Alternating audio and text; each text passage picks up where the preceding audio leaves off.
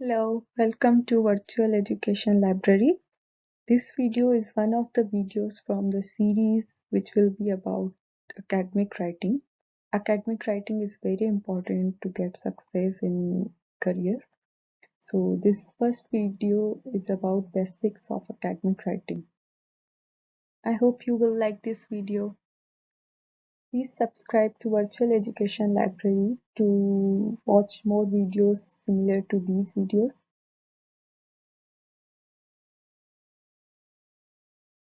The first and foremost thing is to know writing tones.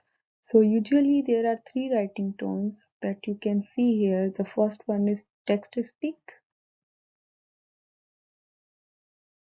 Here is an example.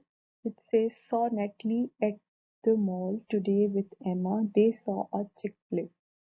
It looks fine when you read it, but when you see it written, do you see this is at the rate and today is written like this, and with this written in short form as W, then there are not needed three dots. They saw a chick flick and there is no full stop. So this is not the formal writing. It is used in text when we use the short form.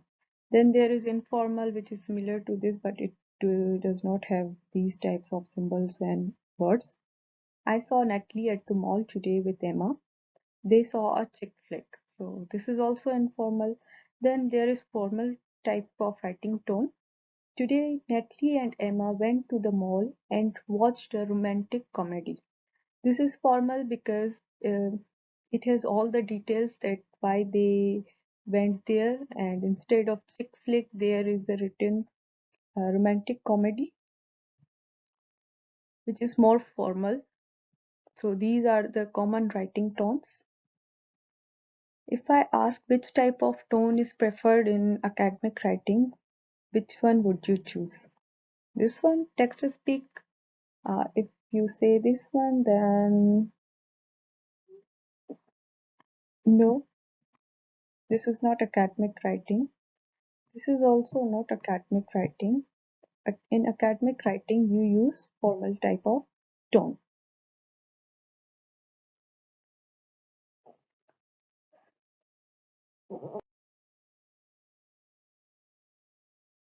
Now, there are various styles of writing, such as academic, business, creative, scientific, and technical. So let's discuss one by one. What is academic writing?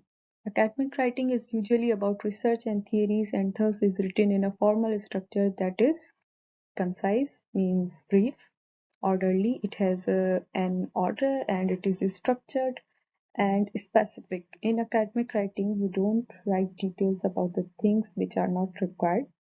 If it is about research, it can include reference to other writing. Academic writing also conforms to certain style guides, including the American Psychological Association. This is one of the reference style which you use in academic writing. But if you are asked to use this, then you can use AP, otherwise there are many others. And it is mostly about research, and you give reference. You have to remain concise, order, specific, and it has a formal structure. Not only in research, but when you write assignments or do anything for your learning purpose in a formal setting, that is called academic writing. Then there is business writing, which includes proposals, memorandums, and email, as can also include various sales publication, such as brochures and catalogs. So I hope it is clear from the definition. Then there is creative writing. It is intended to express original thoughts of the writer. Examples are poems, plays, songs, and personal essays. So then there is scientific writing. Scientific writing is very similar to academic writing, and those types are sometimes used interchangeably. Sometimes they are interchangeably, but there is a difference between academic and scientific writing. However, scientific writing is primarily focused on research and experimental terms such as hypothesis, methodology, findings, recommendation for further research. There are often numerous references and citations in scientific writing. So it is usually rigorous and it involves the experiments, whereas academic writing can be about anything, but in formal learning settings. Then the last one is technical writing. It is usually in regard to planning, developing, providing, maintaining, and fixing technical equipment. Examples include schematics, instructions, manuals, help files, and procedures. Simply, you can say that it is about writing or drafting technical communication, and it is used in fields such as computer hardware, software, architecture, engineering, chemistry, aeronautics, robotics, finance, medical, consumer electronics, and biotechnology. And for in computer science, you need software users documentation, the troubleshooting guides, and legal disclaimers. So their technical writing is involved. So these were the common writing styles. There are others as well, but you need to know the difference among these writing styles, and academic writing is very different from business, creative, and a bit from scientific as well, and technical as well.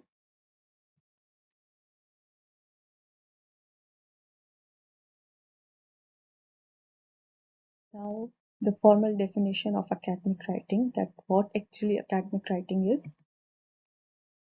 Research projects, term papers, conference papers, essays, abstracts, reports, etc. in various disciplines are written in this style.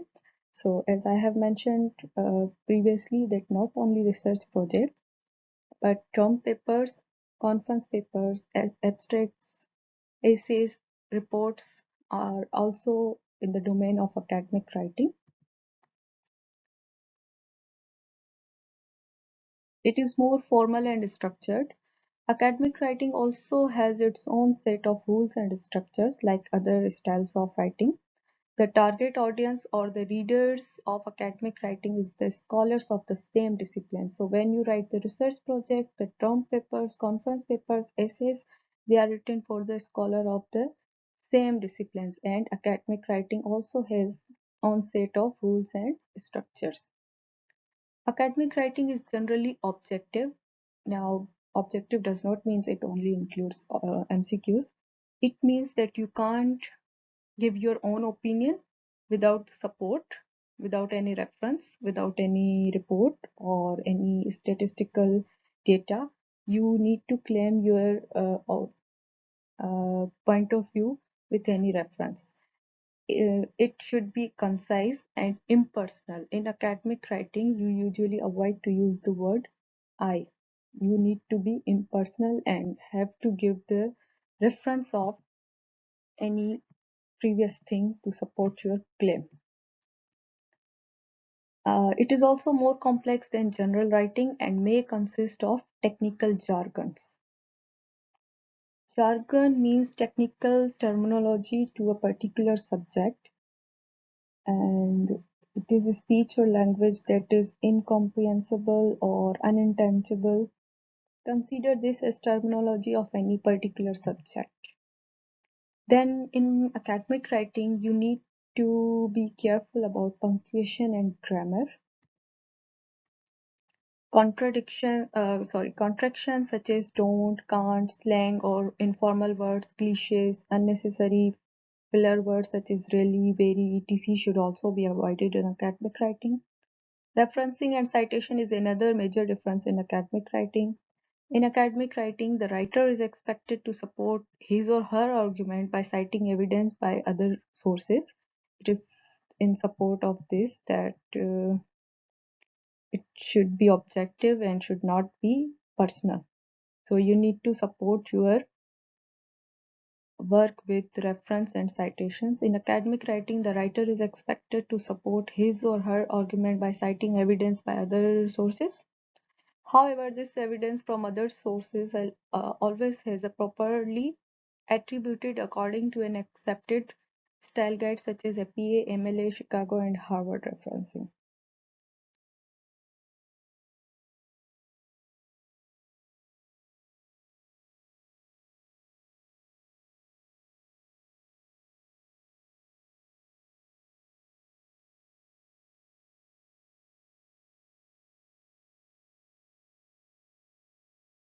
You will get to know the difference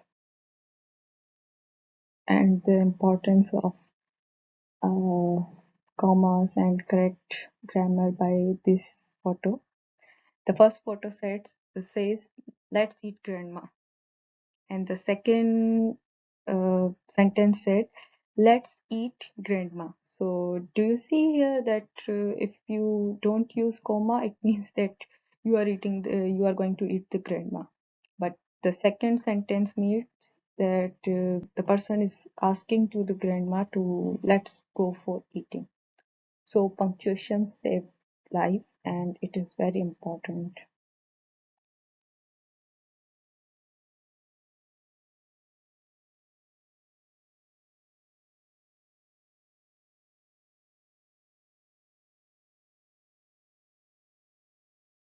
Punctuation is determined by the type of initiator. Conjunctions means the joining words such as and, but, or. So when such words come, you need to use a comma. Birds fly, then there is a conjunction that is but fish swim. So birds fly, comma, but fish swim. Then there is connector. Connectors are like however, this, although, though. Use a semicolon or period. Birds fly, however, fish swim. You see, there is a semicolon, then there is a connector, then a comma, then complete the sentence. Then subordinators such as although, if, whereas. Uh, After this, you again will have to use the comma. Birds fly while fish swim.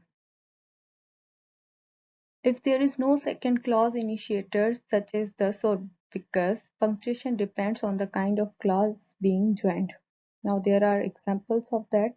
If there is non-finite dependent plus finite and dependent sentence, then you will need to use a comma.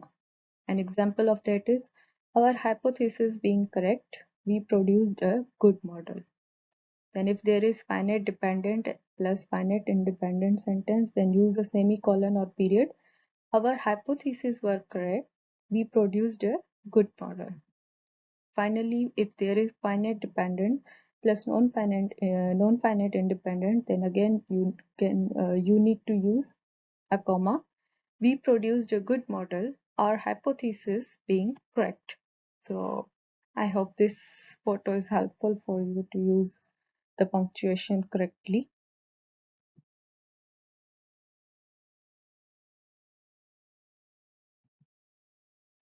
Then, like types of writing, there are types of academic writing. The first is critical writing. Uh, you will use critical writing in the literature review to show where there is a gap or opportunity in the existing research. The methods section will be mostly descriptive to summarize the methods used to collect and analyze information. This is written in the context of research paper that when writing literature review, you just don't need to summarize the studies.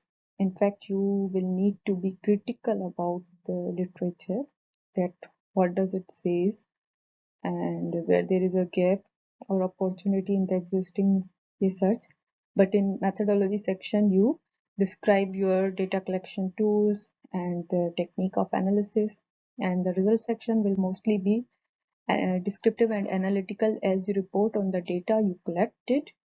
The discussion section is more analytical as you relate your findings back to your research question, and also persuasive as you propose your interpretations of the finding. So there are four types of academic writing: the critical, the descriptive, the analytical, and the persuasive.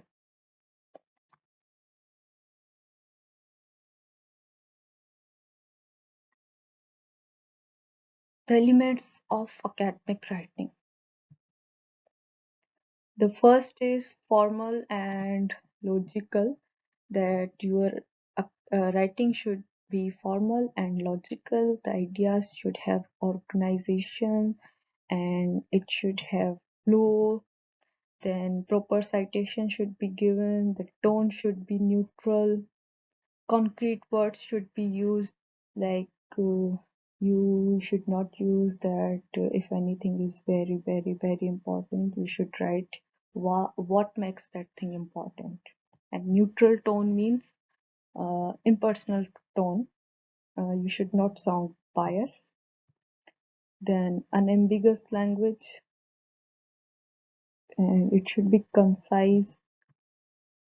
Correct punctuation should be used, and sources should be cited.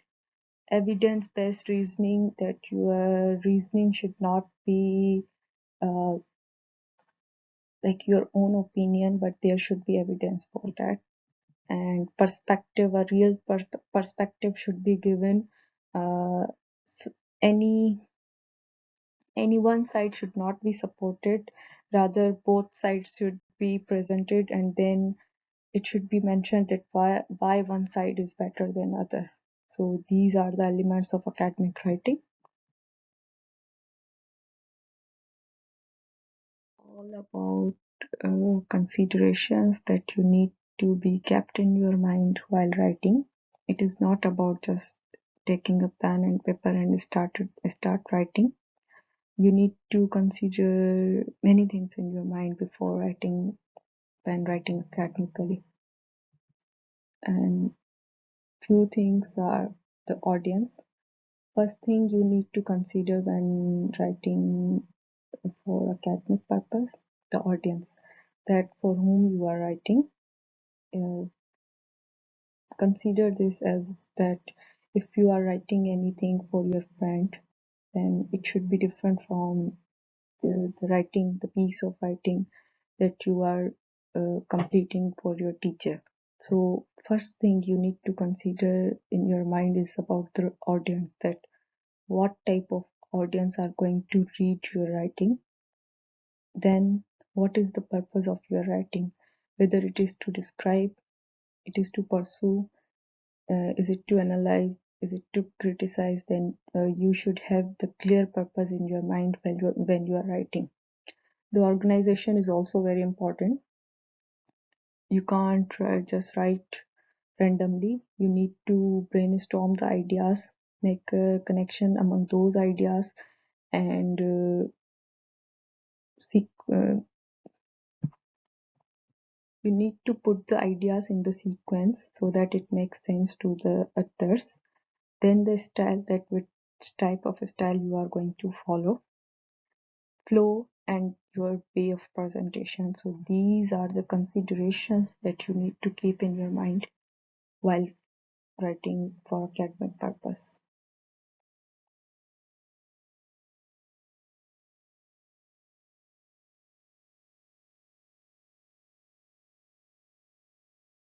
Now, as we have already discussed about the basics of academic writing, the definition, how it is different from other types of writing, what are the types of academic writing. Now let's discuss the characteristics of good academic writing or general writing. It is shaped around one clear research problem, and it explains what that problem is from the outset. So a good academic writing has only one clear research problem. In your one term paper, in your one research paper, or in your one report, you can't solve all the problems. So in those types of writings, there should be one problem which should be written in detail, and solutions should be offered. Your paper tells the reader why the problem is important. So this is the very important part, that you need to tell your audience that why the work or the task you are going to complete, what is the significance of that thing, and why people should know about it. You have accurately and thoroughly informed the reader what has already been published about this problem or others related to it, and noted important gaps in the research. So this part is from literature review. Like if you are doing research on any topic, you need to tell the readers that why the research on that thing was important and why it has not been conducted, and if such related studies are conducted, then how your study will be different from them. You have provided in evidence to support your argument that the readers find convincing. This is clear. The paper includes a description of how and why particular evidence was collected and analyzed and why specific theoretical arguments and concepts were used. So this is all about citation and analysis. The paper is made up of paragraphs, each containing only one controlling idea. In the next lectures, you will also be learn about how to write paragraphs, how to write an essay. So your research paper should be made up of paragraphs, and each paragraph should have one controlling idea. You indicate how each section of the paper addresses the research problem. So like you are writing one section, introduction, then literature review, then after that there is methodology section, but you need to connect ideas that what is coming up for the readers, and you need to summarize the previous work, then introduce the new work. In that type your writing should be done. You have considered counter arguments or counter examples when they are relevant, as I have mentioned earlier, that you don't need to take one side. You need to give your opinion, sorry, not opinion, but arguments about both sides, and then with evidence you need to support why you are in favor of one side. So consider both counter arguments, not only those who favor your point of view. Arguments, evidence, and their significance have been presented in the conclusion. So again, to remind the readers what this work is about, you need to connect everything. Limitations of your research have been explained as evidence of the potential need for further study. This is obvious that every study has limitations, so you need to acknowledge that. After that, your writing will be considered good. The narrative flows in a clear, accurate, and well organized way. This has been repeating again and again that your writing should be clear, accurate, and well organized.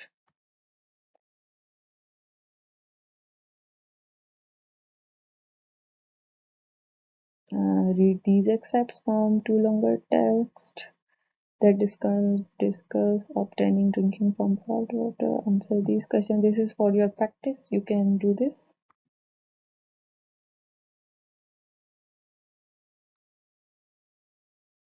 And then you need to answer these questions, that how do the text differ in terms of vocabulary? How do the text differs in terms of detail? Where do the definition reverse? Do the text appears to be well written? Why do you think so? So technical jargons means this. Reverse osmosis appear. This is from the science discipline, and a common man cannot understand what does this mean.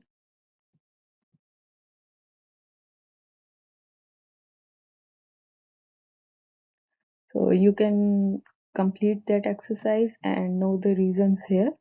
The difference in the two texts reflects some of the assumptions that the authors have made about the typical reader's familiarity with the subject. So in one text it is written in difficult vocabulary, in the other text it is written in simple vocabulary. In the first text, the author assumes the reader is probably not familiar with reverse osmosis and thus provides a fair amount of background information along with a clear definition of the process. So do you see here the audience typical reader's familiarity with the subject? Author assume reader is probably not familiar. So you need to consider this thing when writing, that whether your reader will be familiar about that concept or not. If the person is not person or the audience is not familiar, then you need to provide a fair amount of background information to have them understand what you are going to do or what you have done.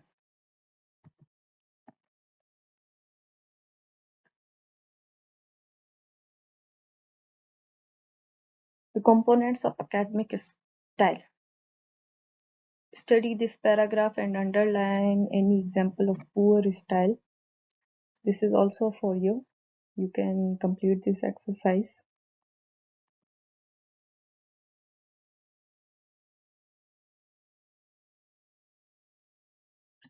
Now, problems with the paragraph are poor style. The line sentence is written how to make people work harder. Why this is poor? Because it is imprecise vocabulary. Use motivation. Lots of people. Again, this is vague. You need to give names. Lots of people. That who? Lots of people. The last few years. Vague. You need to be very objective that how many years. Lots of different. Avoid lots of. So this when you use lots, many, and a lot, it means that the writing is vague. You should define it in concrete words.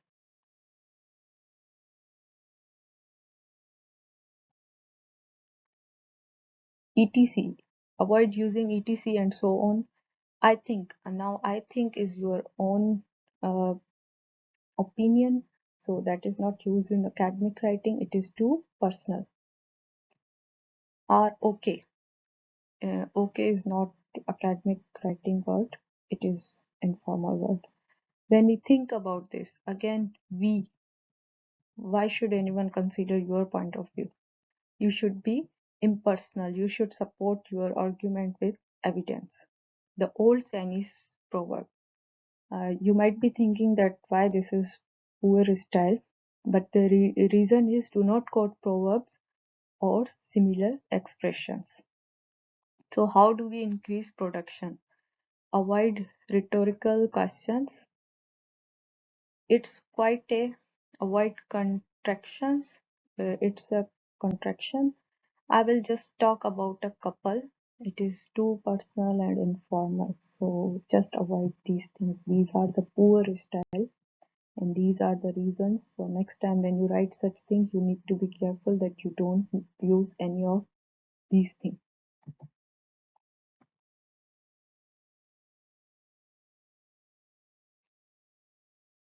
The paragraph could be rewritten in more suitable style. That motivation has been the subject of numerous studies during recent decades, but this essay will focus on Maslow's hierarchy of needs theory and Herzberg's two-factor theory. Their contemporary relevance to the need to motivate employees effectively will be examined critically, given that this can be considered crucial to a firm's survival in the current economic climate. So this is better than the one you might have read earlier.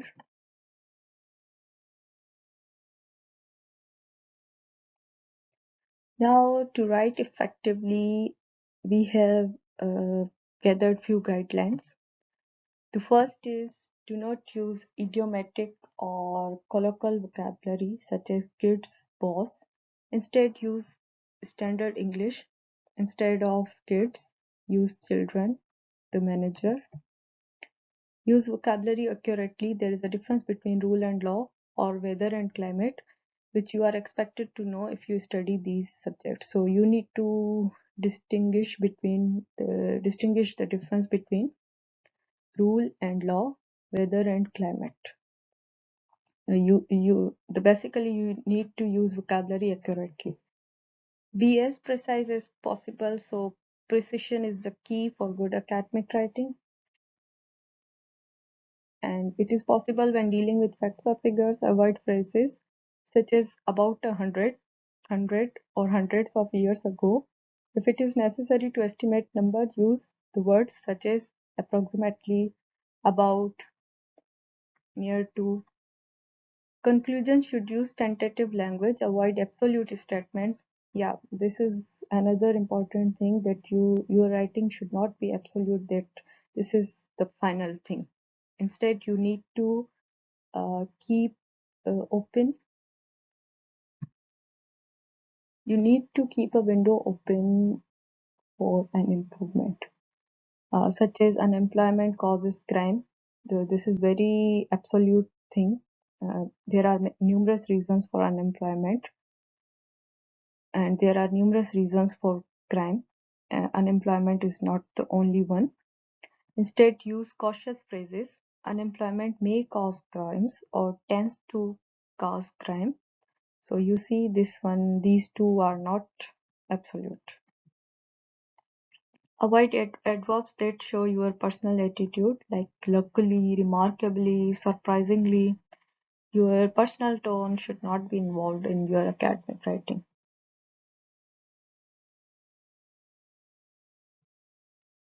The guidelines are continued. Do not contract verb form, don't, can't. Instead, use the full form, do not, cannot. Although academic writing tends to use the passive more than standard English, it should not be overused. Both are needed. So it is acknowledged that both types of writing is used, tones are used, passive and standard. But anything which is used in excessive is not good. So let's compare. Galileo discovered the moons of Jupiter. The moons of Jupiter were discovered by Galileo. In the first case, the focus is on Galileo. In the second, passive on the moons.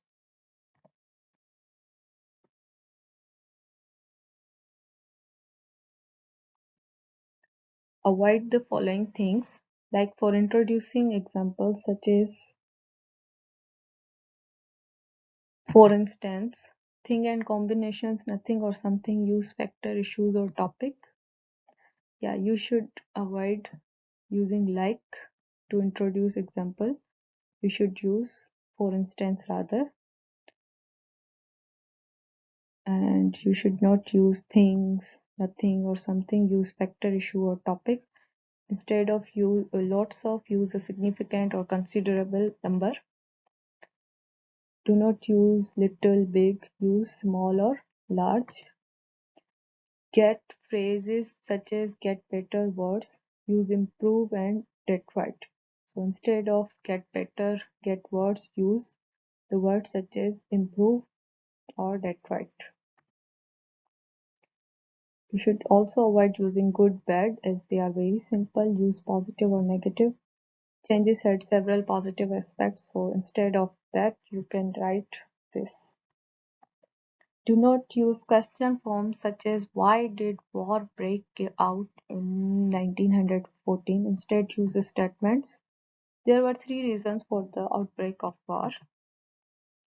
Avoid numbering sections of your text except in reports and long essays. Use conjunctions and signposting expression to introduce new sections.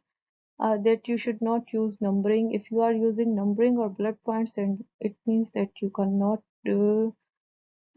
combine your ideas or the flow of ideas. So use only numbers and bullet points only when it is very necessary. Otherwise, use conjunctions or connectors to express or introduce new sections. And an example is given here, that turning to the question of detecting cancer. When writing list, avoid using etc, or and so on, insert and before the last item. The main products were pharmaceuticals, electronic goods and confectionery. So don't use etc, or and so on. Avoid using two-word verbs such as go on or bring up if there is suitable synonym. Use continue. The synonym of go on is continue, and bring up synonym is raise. So instead of using these words, the two-word verbs, use words like this.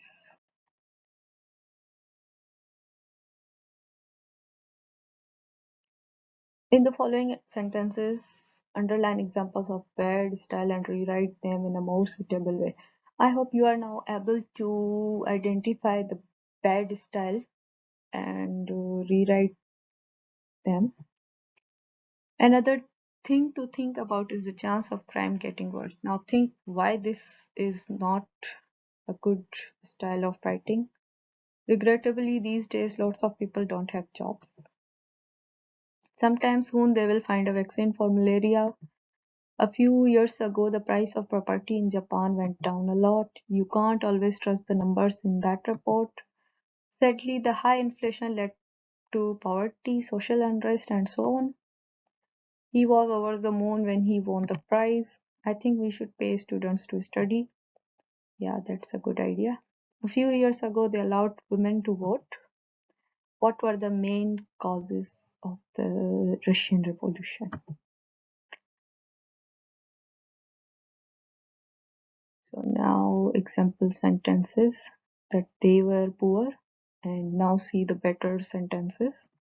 The first is another factor to consider is the possibility of crime increasing. Currently, the rate of unemployment is high. In the near future, a vaccine for malaria may be discovered. After 1989, the price of Japanese property fell sharply. The numbers in that report are unreliable. The severe inflation led to poverty and social unrest.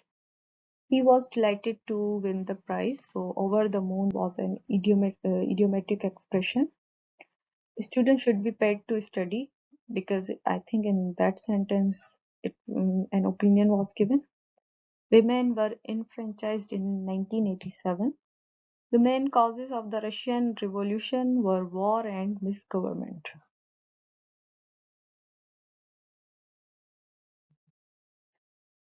Yeah, another thing is avoid repetition and redundancy.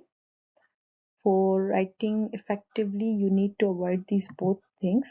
Instead of repeating the same word in a short uh, text like this, most family businesses employ less than 10 people. These businesses, so the word businesses are using is using twice, has been used twice. Try to make the text more interesting by using synonyms. So let's see. Most family businesses employ less than 10 people. These firms. So instead of using businesses again, the word firms has been used.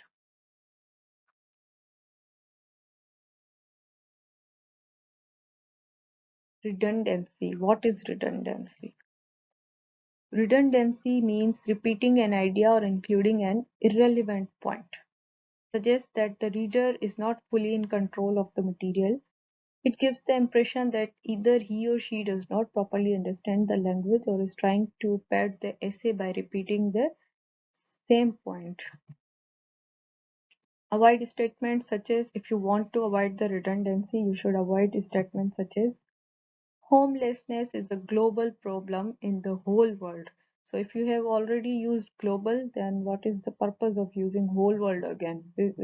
Sentences like these are uh, not appropriate because they are redundant.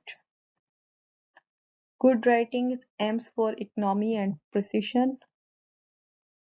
Homelessness is a global problem and there is no use to use this in the whole world because global means whole world already.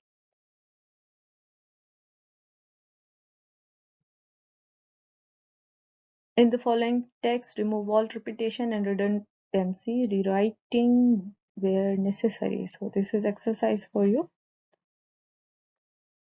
This paragraph is about fast food. Currently these days,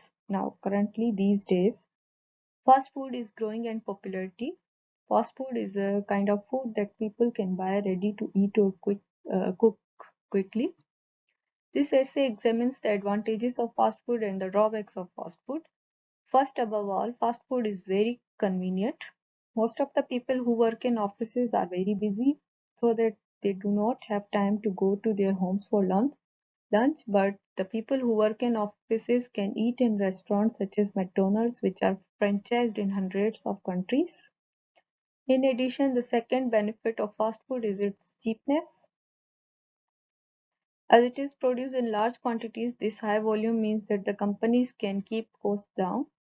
As a result, fast food is usually less expensive than a meal in a conventional restaurant. So you need to think that where the repetition has been done and how you can rewrite it. So before going to forward the video, you first should try to rewrite it.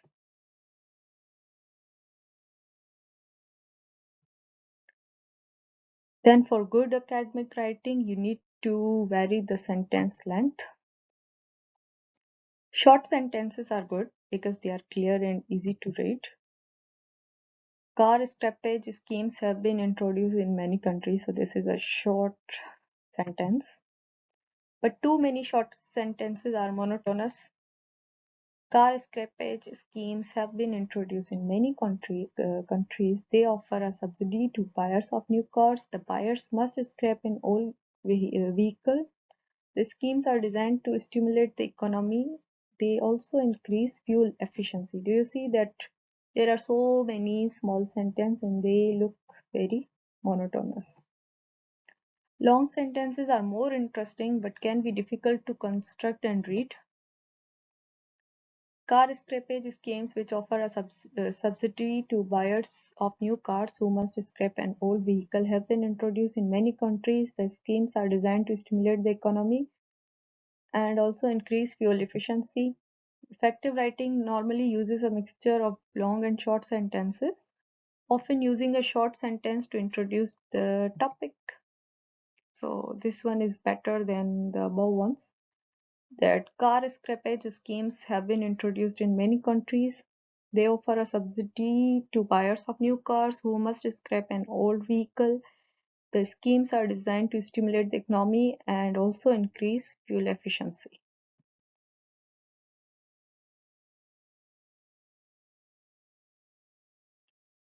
Now, discussing the use of caution in detail, I have also briefly described earlier, but now let's see it in detail. A cautious style is necessary in many areas of academic writing to avoid making statements that can be contradicted. You should not be sure about anything. You should use caution while writing. Demand for healthcare usually exceeds supply. Most students find writing exam essays difficult. Fertility rates tend to fall as societies get richer. These are the caution usually exceed supply. Most students, so it is not written that all students find writing exam essays difficult. Fertility rates fall as societies get richer. If you had written like that, so it means that you are sure about that, but a caution is used here that tend to. Then areas where caution is particularly important include outlining a hypothesis that needs to be tested, discussing the results of the study which may not be conclusive, commenting on the work of other writers, making predictions normally with may or might. Caution is also needed to avoid making statements that are too simplistic, such as crime is linked to poor education. Crime is not always linked to poor education, you can't be sure about it. Such statements are rarely completely true. There is usually an exception that needs to be considered. Caution can be shown in several ways. Now there is a better statement that crime may be linked to poor education.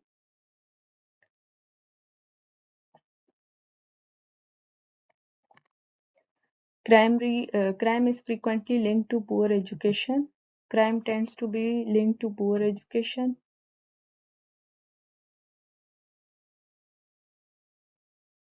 Using modifiers.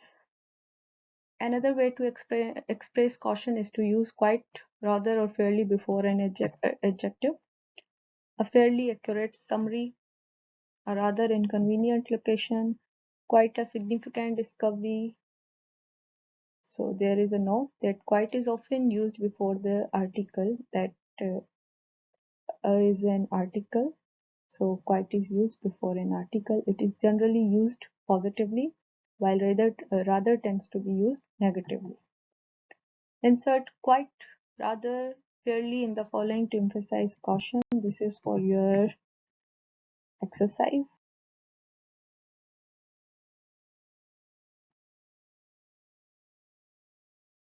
Rewrite the following sentence in more cautious way. This is also your exercise.